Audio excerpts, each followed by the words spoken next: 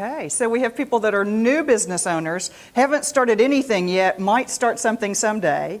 We have people that are in business right now. We have inventors in process. We have folks that are looking at taking your existing skills and going into business. Same with you, and you're new at doing that kind of thing. So we have people taking over existing businesses, people starting new businesses. We've got a good mix. We've got all kinds of things going on here. So what we'll talk about first are the innovative rural business models. If you went into business the way that Kat and Bonnie take you into business, they want you to do all the work up front, right? They want you to get your business plan, and I'm picking on them. They'll be okay, trust me, they know me. But they start with, get your business plan, get your financing worked out. You need to know what structure you're going to make your business. You need to know, is it going to be a Schedule C business, LLC? What, are you going to be a corporation? So then, what's your credit like? Are you going to be able to get financing? Is there a local bank that you can work with? Yeah, I know. See, I'm like that. My credit, credit. I'm going to have to look at my credit. And so, there's a million things that you need to do to get into business. Now, the innovative rural business models turn that on its head and say, let's start trying at the tiniest level possible. What would be the itty-bittiest way we could test this idea? What would be the smallest step we could possibly take? Now, some of you are taking a big step, and you already, or have already taken in that big business. And so you'll look at these ideas as ways you can augment what you're doing right now with the tiniest possible experiments. You're looking to shake up an existing business and be able to compete in the modern world.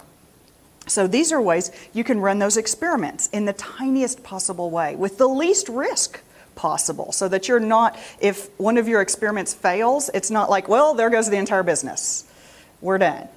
Instead, you go, well, that didn't work. Take it down, try something else. So the innovative rural business models apply to an entire business, but they also apply inside of businesses, and they apply to the way that you address your business. You're kind of smiling. I hope that's a good thing. Either he's amused or he's just thinking, what am I doing here?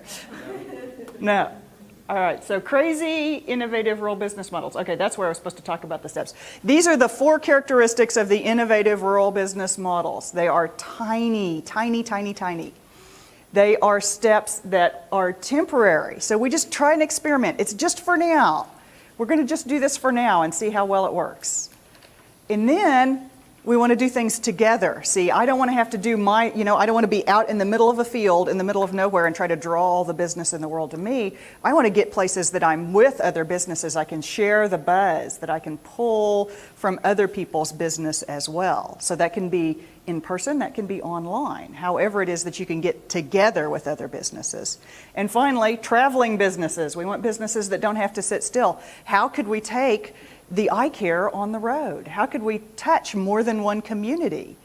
Can we take the invention? Is there something about the invention that we can use to go multiple places? Can we gather up from multiple locations enough demand to make our business work?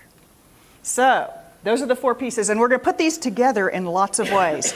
There will be a quiz. My grandmother was a teacher. So this is the last part that I just talk without you telling me more about it. So as we go through these examples, I want you, yeah, I know, and you sat in the front row. We got pushed to the front row. That's okay. I see you've worked in the oil patch.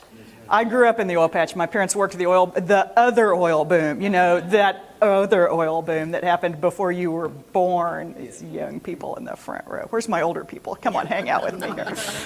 Y'all remember the 80s, don't you? The 70s oil boom, you remember that one? Okay, see, now you're getting past me there. But, okay, so we're going to put those pieces together in lots of different ways. The first way that we're going to do it are event pop-ups. If you have a business idea, if you're thinking of trying out a retirement business, if you're just going, I don't know, or if you're looking to bring life, then we start with event pop-ups. There's already an event, that means there's a crowd. So together, we're going to go in together with where there's already people going to be.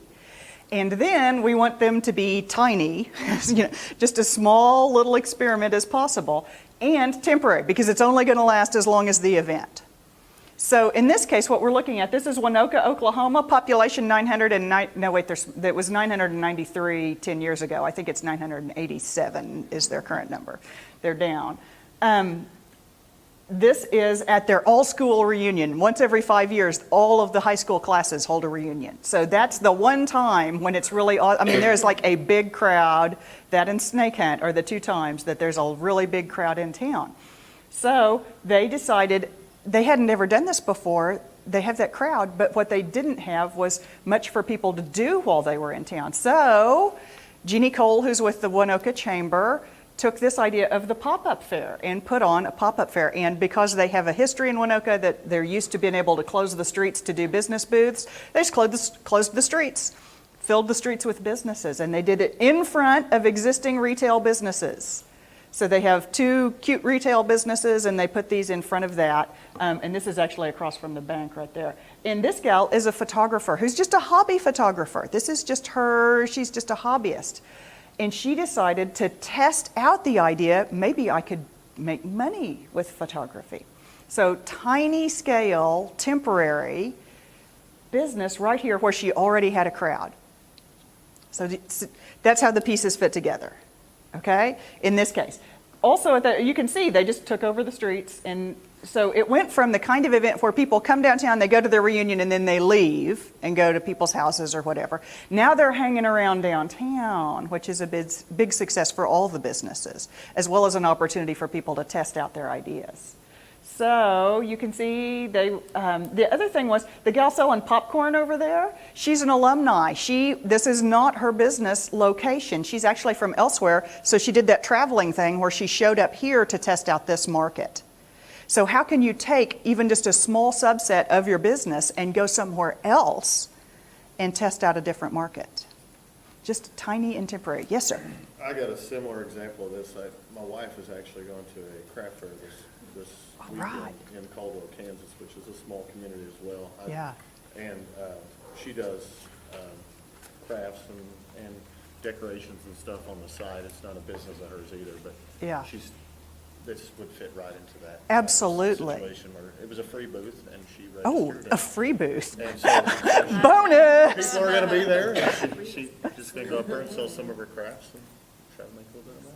Excellent. And a lot of people, I mean, what a great way to test it. Instead of going, you know, I do these crafts, and if I want to go into business, I need to get the plan, I need to work out the financing, I need to buy a building, I need to rehab it, bring it up to code. No, just go set up in the free booth in Caldwell and try it out and see how it goes. And if it works, take the next step. And when you find it successful enough, then you go see Kat or you go see Bonnie and you work out the plan at that point. So it's like taking that model and flipping it. Do the action first, plan when you know you're ready for it. And then you'll have, actually, when they ask you those hard questions then on the plan, you can go, well, what we found when we were in Caldwell was that, like, we have answers now. And so it's a lot easier at that point to do a plan once you know how things work. Excellent. Thank you very much. 5 bonus points for being the first to speak up. There you go. You can have them. All right. These are not tradable for anything. They're just bonus points. All right. Anybody else have an example you want to give about the little event pop-ups? Somebody you know that's run an experiment in a booth. Well, that's kind of what we do, because people, you know, that just have a little craft, or Sure. we try and keep it all Arkansas crafts, but they can rent a booth for 4 days for $75, so, you know, it's not a big expense. Yeah. And they come, and if it's good that month, they'll rent the next month. And some of them have really grown now to where they have a fourth of the building, and Excellent. they, Exactly my point. Exactly my and point. if it didn't work, they're only out $75. I mean, worst case scenario. Or if you went to Caldwell, you know, it was For free, it was without free. anything. Where in Arkansas are you? Amity, Amity. A-M-I-T-Y, it's south of Hot Springs. His wife's going to be over there. Yeah. My father-in-law has a place in Eureka Springs, and so, northwest corner, so. Well, It might be something we'd be interested in if we I'll were have to in the give area. you a card. Connections, baby. That's what we do. All right. Well, and that's part of the travel thing too, because these people can be 1 week with us Yes. and another, and it was okay, so now they can afford to be another week somewhere else. Yes. And, Yes. If it works, then you can scale up and try more and reach more or places. you could be like us, be 1 week and have the whole thing. And then, or maybe you need to figure out that you need to run the whole thing, which is awesome. But you can also find out which locations work better. And especially for small towns, you may find one town is not enough to sustain your business. And so you can travel and go to multiple locations. Well, our town's 732. 732. And there'll be 33 if I move over there. So that's 733 now. Okay, but I can totally see the health, wellness, yoga, massage, totally portable. Could be anywhere. And could reach into towns that, maybe you don't think Tonkawa is big enough to support its own yoga studio, but if there's yoga there once a week, the Tonkawa people will turn out. What's the right word for Tonkawa people? Tonkawans? Tonkawanians? Is that? We have that problem with Alva. We're Alvins and Alvinites and... Becky, I had a brick and mortar store. Yes, And we took, which is a book and gift store. book and gifts. And if I had overruns on anything, we did home shows. We did, like they would have Oh. the Ponca City Home and Garden Show, and I would take a booth out, and it actually helped with if I had overruns on things. But it also was good because I had new lines coming in. And if I wasn't sure I wanted to plant with that company, I could go out and take a new set of order and see how it went before I actually dedicated, because I had a small store, before I dedicated floor space, which is at premium. Yeah. And I could test out. But we also, in Tonkawa, are getting ready to have a once a month group come through. We already have a couple of retail stores that are going to be setting up once a month. Excellent. So Excellent. those are kind of things that we're looking at bringing in. I love it. Okay, so for your bricks and mortar store, you used the event location as a way to test new lines before you let them have space in the main location. My main location. Love it. Or if I had, in my business, it was a Christian bookstore, we had seasonal things such as confirmation, first communion. Well, I might have a lot left over one year and sell completely out one year and have a lot left over. So if I had overruns on things, I could Yeah. go and do the same thing. Sure. So it's a way to move inventory that is not moving in your store. Yeah. So Wish we could do this with the liquor store, but no, we can't. They won't let us do that. Okay. So this is an example of a town where the entire event is nothing but booths. This is in Webster City, Iowa. This is Deb Brown's location. And it's an event called Junk Fest, and it's coming right up. It's at the end of the month. It'll be their 4th or 5th year. They actually, in a town of 7,000 people, they will have 7,500 people at the event. And there's nothing there but junk. Now, it's nice junk. It's the good junk. It's the dressed up junk, That's a nice chair. Somebody painted it, put the flour sack on it. That's the kind of junk that you find there. But it's nothing but booths. They take over an entire park and they just fill it full of booths. And this year they're moving it back downtown. So it'll be in their downtown with all the downtown merchants. Because together, right? Now, if you just had one booth and you were alone in the park, it's going to be a lonely day. But if you're with a few hundred of your closest junk friends, then that's enough to draw people there. So, together. And then I love the fact that they're moving it downtown because that means it's going to support those local businesses that are there in the downtown. It's going to connect with what's already going on in the community, whether they're retail businesses or service businesses or any kind of business. So if you run the optical store and they're having Junk Fest out front, you're not going to lock your doors and be closed that day. I promise you're not. Because I'm telling you, you're not. No, you're going to be open. There's something you sell or a service you can do, or you can just sit out there and talk to people, or even if it's completely unrelated to your business, if you can get out there for Junk Fest so that you talk and connect with people, I guarantee you there's people in town who don't know you're there. I don't care how long your business has been in existence, there are people in town who don't know you're there. Even if you're in Tonkawa, I'm in the town of Hopeton, Oklahoma, a population 30 people. I didn't know my neighbor did quilt repair. And she's got a giant, like a quilt plaque on the front of her house. I thought she was just into quilts. No, it's a business. People mail her quilts, she fixes them and mails them back out. So if I don't know there are businesses in a town of 30, I'm telling you there are people who do not know you're in business. So you have to do these kind of things so that you're outreach. If there's a crowd in front of your business, you get yourself out there. If there's going to be a crowd, you find a way. If you're doing home, now what's the service exactly that you're going to offer? Remodeling and repair. Oh my God, so you totally want to be at Junk Fest. Oh, yeah. Yeah. So when that kind of thing happens, you want to be there because people that are interested in junk need home remodel and repair. They do. This is a truism. Okay. Then we can talk about, so we've just done a pop-up for like 2 days at an event. Now, what if we were there for 2 months during the holidays? And that is season-long pop-ups. This one is from the village of Homewood, Illinois. Village. They're the village of Homewood, Illinois, and they're like 20,000 people.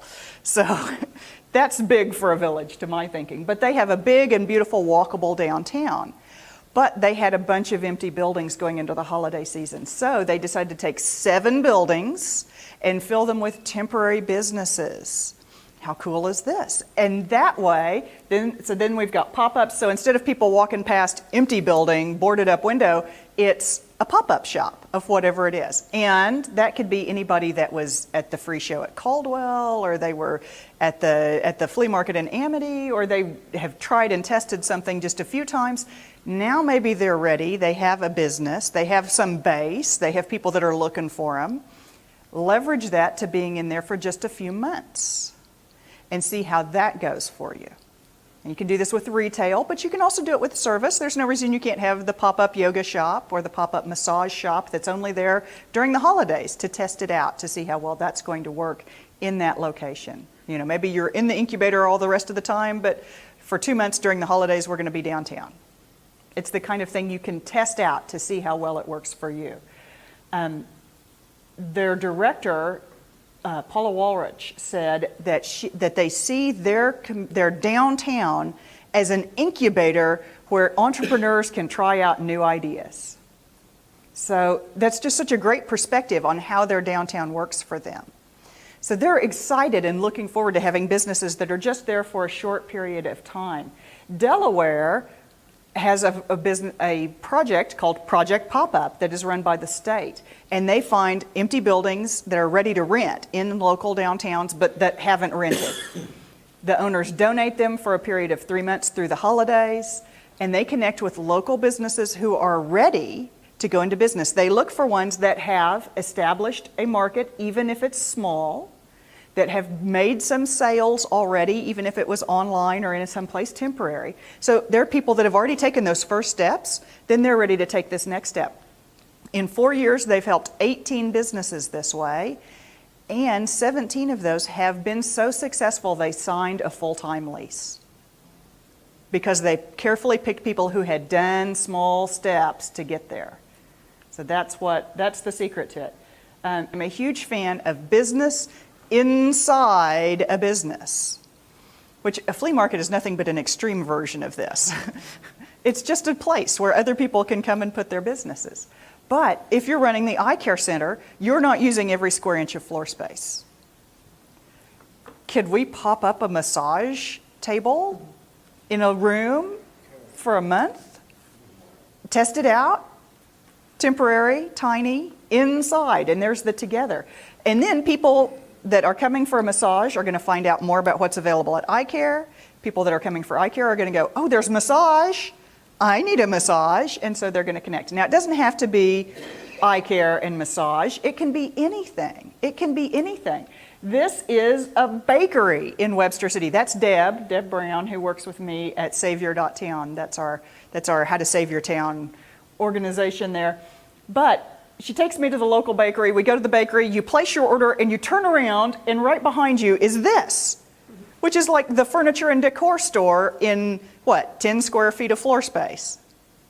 How cute. And it's called, see, it says on the wall, favorite things. How cute is that? Okay, so they weren't using that space.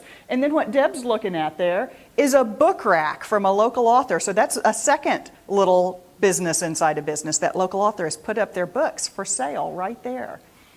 So it's taking space that otherwise you're not using in your business and turning it into a space for somebody else to take the first step with their business, tiny and temporary, and then they're there together with you. So that allows you, no matter what kind of business you have, to use some extra space. The owner of the bakery also does photography, so there's one wall of his photography and another wall of local art, because he's got walls and he's got to fill them with something. This is in Alva. This has actually happened in Alva. This is on Ladies' Night Out shopping night when there's already going to be people downtown. And so the furniture store opened up, and two women that run home-based businesses have come and set up just for the evening in the furniture store. So very tiny, temporary, and then they're together and taking advantage of that crowd that's already there together. So down on the table in front, I think I have a laser pointer here. This table in front, this is a jewelry seller. She's a home-based jewelry seller and is just set up on the table. You can't get any more tiny than that. And then back here at the standing bar, this is a gal who does skincare, and so she's doing a skincare consultant facial right there at the standing bar in the furniture store on Ladies' Night Out. Because she can't have a building of her own, but she can be in here for one night. And everybody benefits. So that's why I hung out in the store longer, is because there was stuff going on and people there. It helps both businesses, or in this case, all three businesses. You can also do this with service businesses. Goffstown, New Hampshire has a program called Art on the Walls. Did I get a picture for Goffstown? Yeah, there's Goffstown.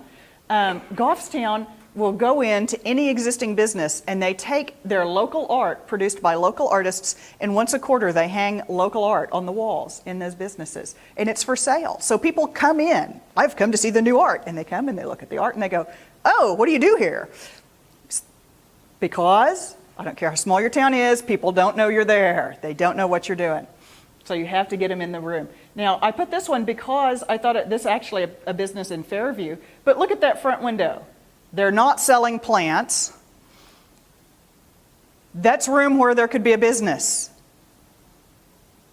They could be selling plants. I don't care what the business is, but that front window space could be a whole nother business. And I guarantee you, it was probably 10 feet to the first desk in that office. Like if you walk in that office, it'd be like, okay, I'm going to go to the desk. I'm going to the desk. Oh, here's the reception desk.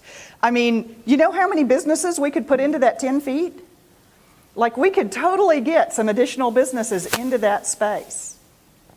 So I love the idea of using business in a business in that big empty space, at least during events, and then maybe all the time, so that you're not just letting empty space sit there in your business and you've got your plants that were at home, except they're overwintering down at the office. Okay, so we did art on the walls. This is actually where I get my hair cut. And I didn't think of this until I did this presentation, and my own Chamber of Commerce director, Alex Mance, said to me, she said, you realize business in a business, the number one example are hair salons, because everybody who works there is an independent contractor. And look at all the stuff that's for sale at the hair salon. For guys, trust me, there's stuff for sale at the hair salon. Ladies like it. In fact, after I took this photo, then the next time I show up on the counter, headbands. I said, who's making these? They said, oh, and they gave me her name. She's a high school girl who's just making headbands on the side because it's a little craft she does. So she has 1 square foot of retail space. This is the original 1 square foot store. She's testing her idea. This is a potential entrepreneur. She's still in high school and trying to start a business in 1 square foot. She's going to take that first small step, learn what works and doesn't work. She's going to get better at handling her money. She's going to find out what people like to buy. She's going to learn about marketing, dealing with other businesses. Here pretty soon, you know what? She's going to be doing more businesses. She'll be in a bigger business. She'll end up owning a building downtown and running something large. She'll buy the whole town. That's fine, you know? But she's going to start with 1 square foot on the counter. Or maybe it doesn't work and she never does another business in her life. But you know what? The more of these that get tried, the more square feet that get handed over to tiny little businesses, the more you find the people who are capable of succeeding and capable of taking off and changing everything. So, all right. Trucks and trailers. Now we got to get out and travel. That's our Alva food truck. Darlene's Home Cooking. I have never caught it yet, but they tell me she makes a really killer chicken fried steak. I got to catch her. But she's always on the road, and so I never catch up with her.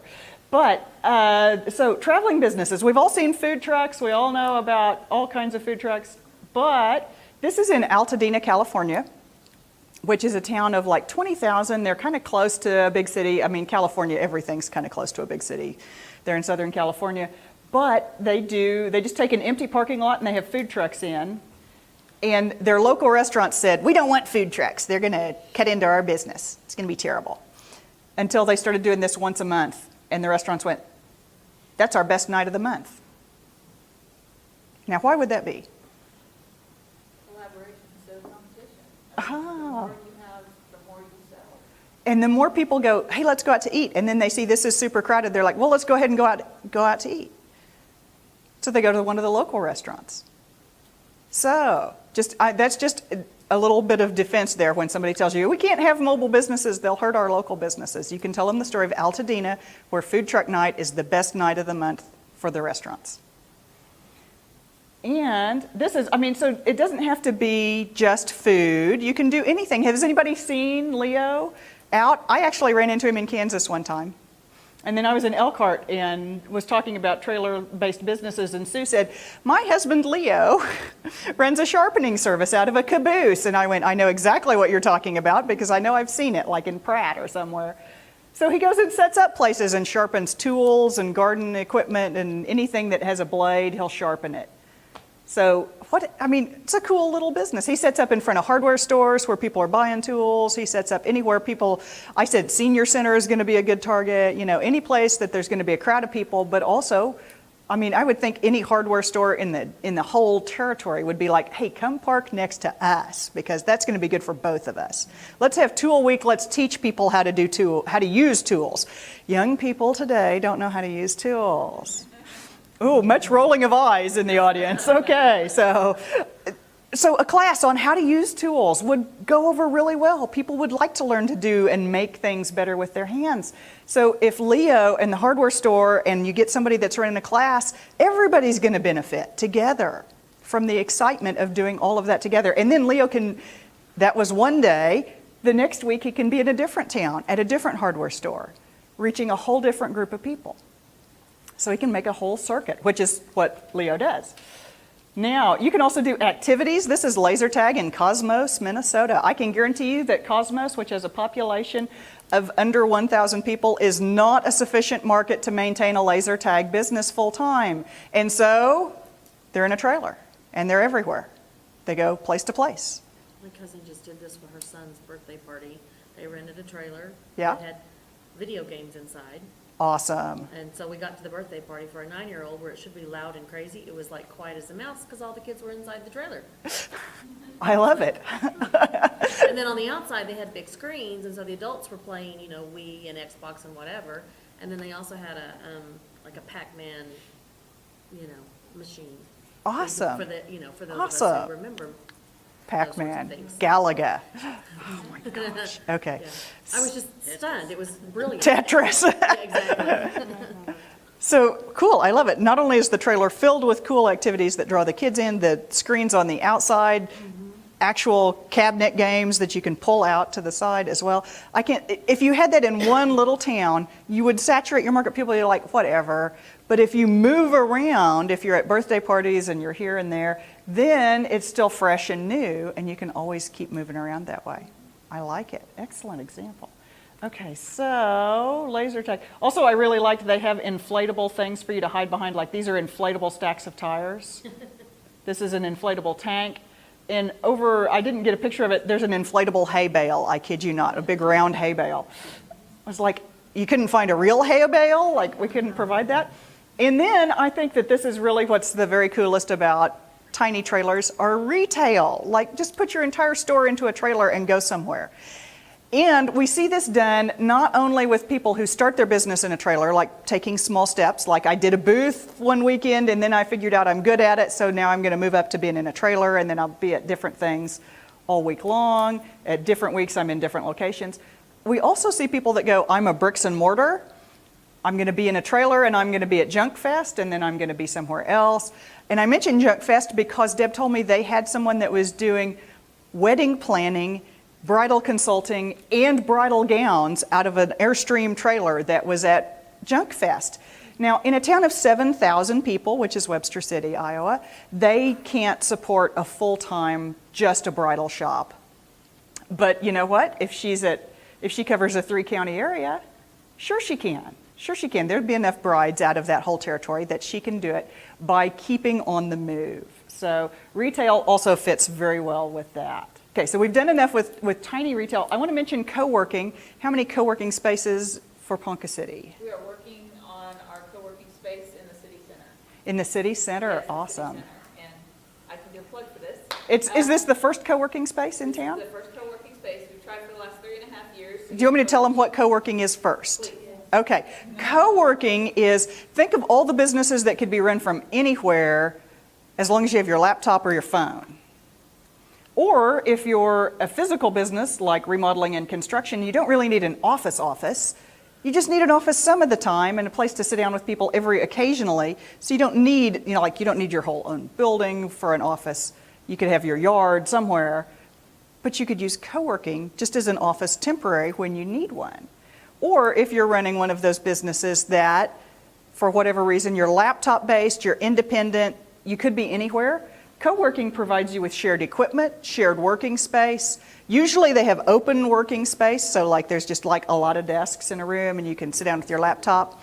So like these gals are coordinating here across the table. And then usually there's like a little private meeting space. There may be some tiny offices you can use that are available on different arrangements of whether you rent them by the month or they're just available by the day. So it's just the idea that all of us would like to do something, rather than me work from my laptop at the coffee shop or work at home, again, alone with nobody to talk to, or work at the library where people are trying to, do business, then I need someplace a little more businessy. And that's co-working, where we just all get together, bring your laptops, and have your office together, where we can have a little sense of camaraderie. And, it's that whole together thing that you're going to benefit from being in with other businesses. And I have heard of this in as small a towns. I think the smallest town I've heard of that has a ongoing co-working space is 2,500.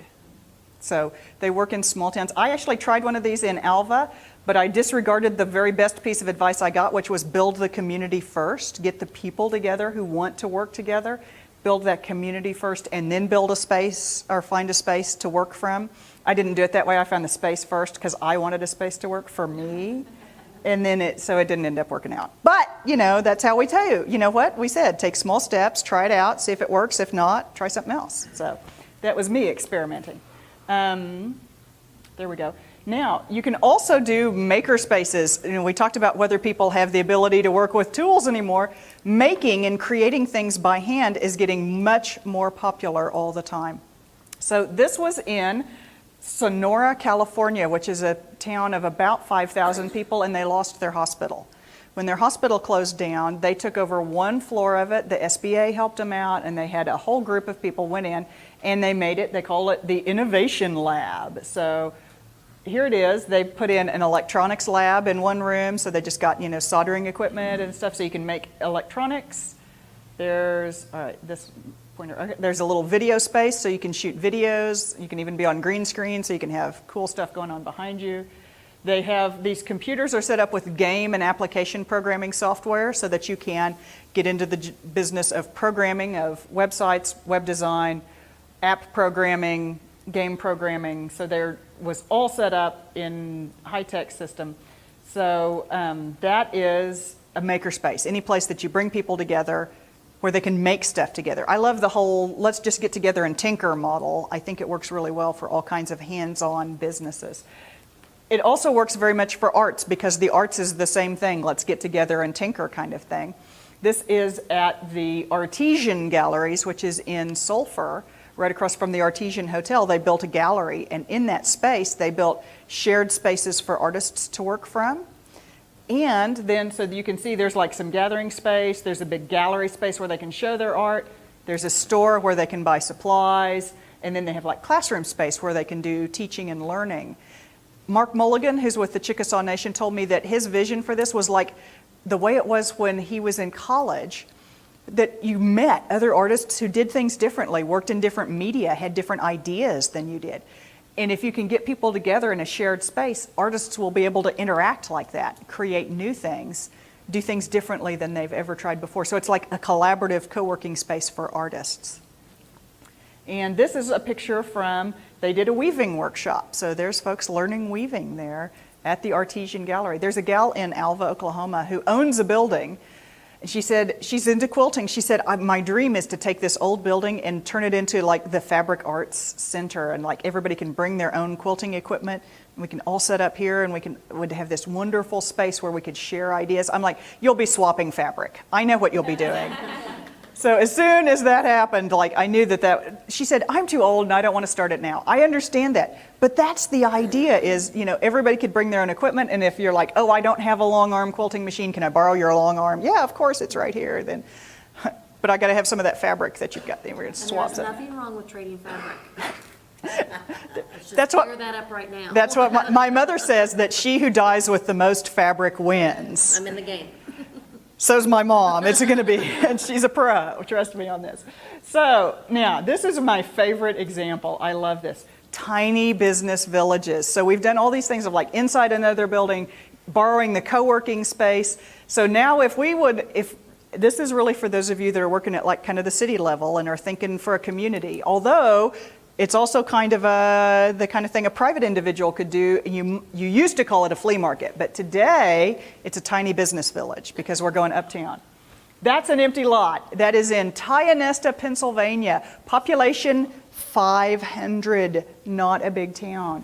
Tionesta, when that building burned and they emptied that lot, it sat there for 10 years, and their Industrial Development Corporation just tried for all 10 years to get a developer interested in building a new building there. Because right across the street over here is downtown. And right across that next street over there is the farmer's market. This is an important lot for their downtown. And there had been a downtown building there, but it's gone now. And so it's been nothing for 10 years. So you see the row of trees at the back of the lot, up the hill a little bit there. That row of trees right there, keep your eye on those because this is what they did with it. There's the row of trees. We've just come up the street a little bit to look at it, look down the street. Over behind that brown little shed is the farmer's market. And the rest of downtown is over here to our right now. You know what those are? They're storage sheds. And when the Industrial Development Corporation said storage sheds, people in town went, it's going to look terrible. Does it look terrible? No. Is it illegal? Maybe. It depends on your town. Half the stuff I tell you to do won't pass code. Just figure out a way to do it anyway. That's my advice. How big was that lot? How big from the first picture? Well, it's bigger than you think. They probably cleaned up the back of it there and redid the grade there because she said they did some dirt work. Total cost to the Industrial Development Corporation was $40,000 to do all the dirt work and put the sheds in. And that included buying the sheds and running utilities. And this is where? Tionesta, Pennsylvania. Tionesta,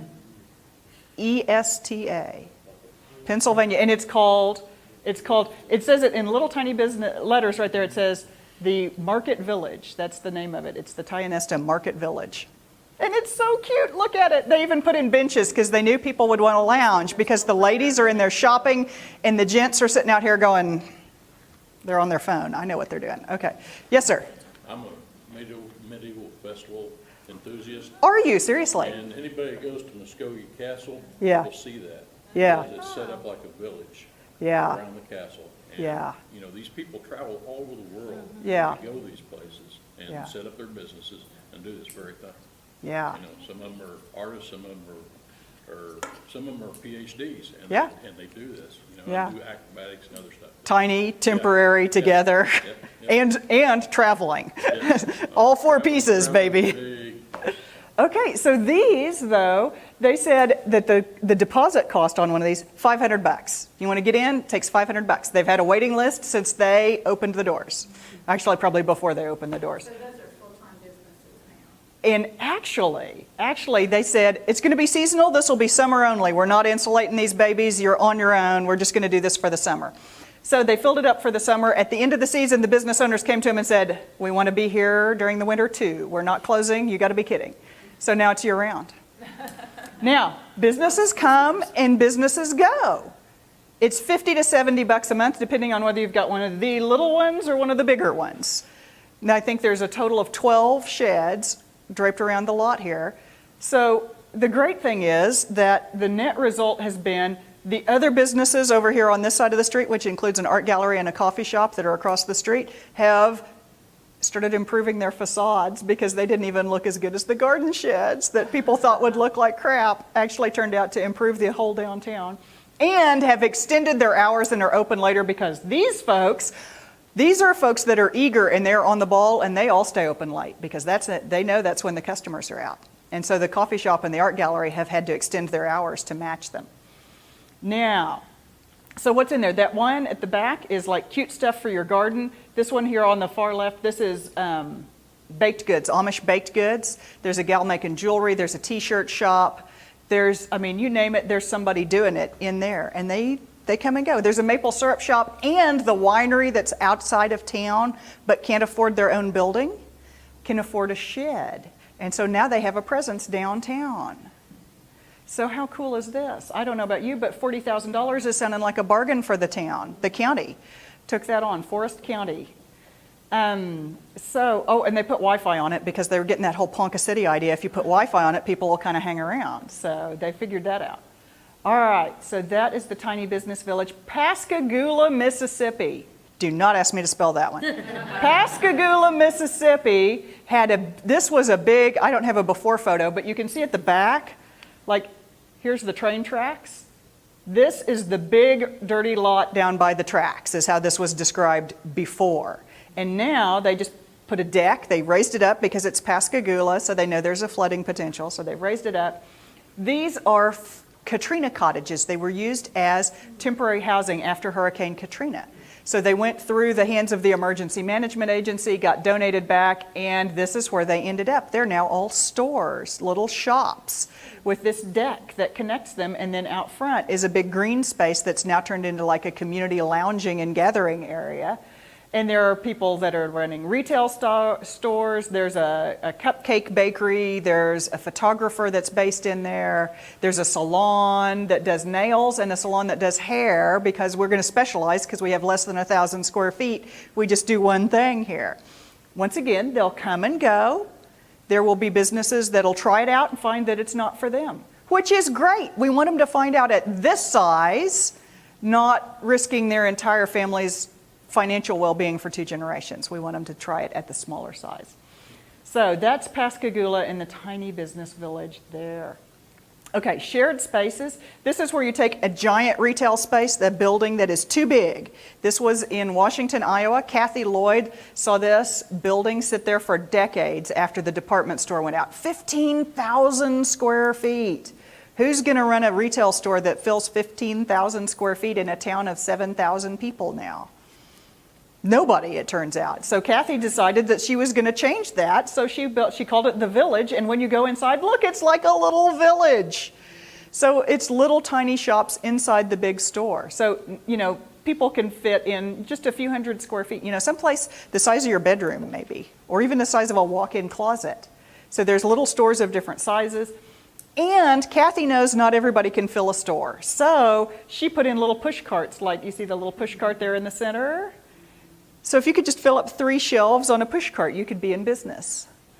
And then, wait, one more, because Kathy says if you can't do that, you can have a table. So every size that you can start on a table, move to a push cart, graduate into the bigger store, maybe even go out on your own. Yes, sir. In a Corey, situation right? like that, I don't remember one name. how do they get everything brought up to code, like your electricity, plumbing? In this particular case, Kathy talked to the people who owned the building. This building, they wanted to rehab the upper floor to live in. And so she talked to them, and at the time they were doing that, she convinced them to let her lease the bottom floor, and then she worked with the same contractor that was working the top floor. They did the whole building at once.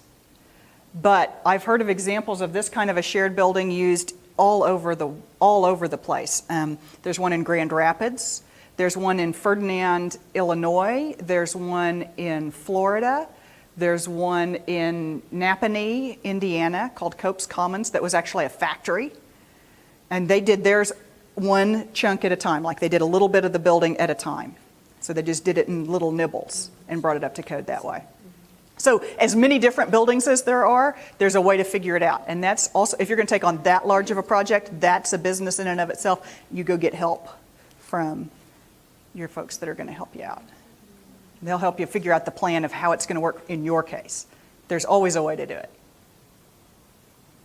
Okay.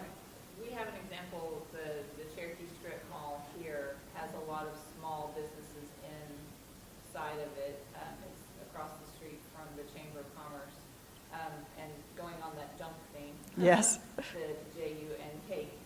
Nice junk. Yeah, nice junk. But she's got micro businesses all throughout that. Yeah. And, you know, the next step, that's only the first floor. To spread to the second floor, she's gonna have to come up to code on the different parts of the building. So Sure. it's definitely baby steps Yeah. as far as that goes. And the city will work with you if you will do what they ask as far as the minimum goes. Then you can go to that next step when you're ready to do it. Yeah. So. I've been advising people, you know, can you do 10 feet at a time? Like, can we figure out how to use just the front 10 feet of our building? And, you know, if we can't do that yet, can we start with just a temporary event? The city's not going to make us come up to code if we're having, like, on a weekend, there's just a thing going in there. Just a pop-up business for the weekend. Like, by the time the city finds out and wants to come around, the weekend's over and you're gone. So then you go from there. So you made money at the time, and that gives you a little money when they do come around and say you're going to have to come up to code. Don't tell the rest of the city people I said this. Then when they come around and say, do you have to come up to code? You go, well, we made a little money on the weekend, so we can afford to do just a little bit. Can we do 10 feet? We want to put a business just up front here. Can I, you know, how much code would I have to do that? For just a temporary business, it's not a permanent business, it's temporary. Work with them, figure it out, do it in tiny little steps. You can always figure out a way to make it up to enough of code to make the next step. And that's another thing that we're looking at with the city center is having maybe a retail space for people who are thinking about buying a building or they're wanting to try something out. Yeah. Then they have a month to move their stuff in, they pay their $50 and see how it goes.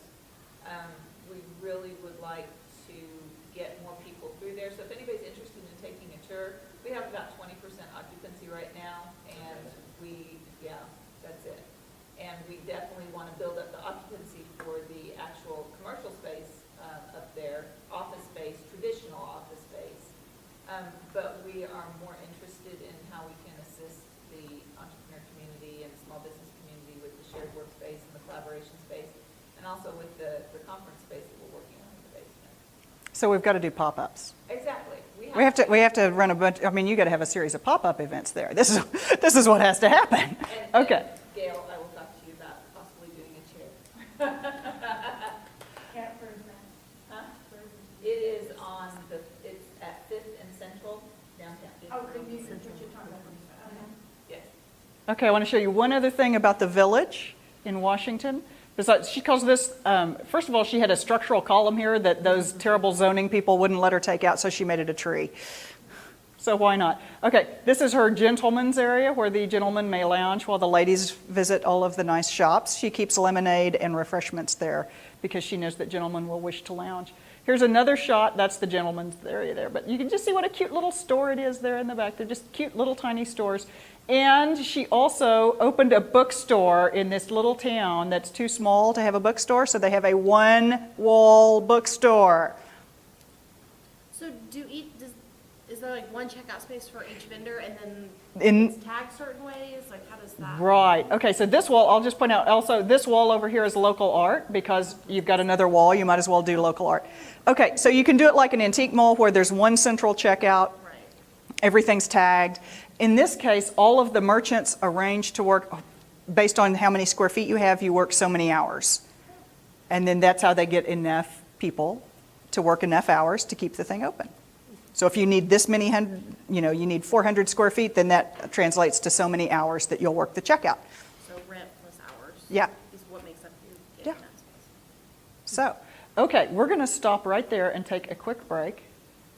But I'm just going to remind you, start where you are and build your assets. You don't have to do this to jump into business. Just take little steps. Just take little steps.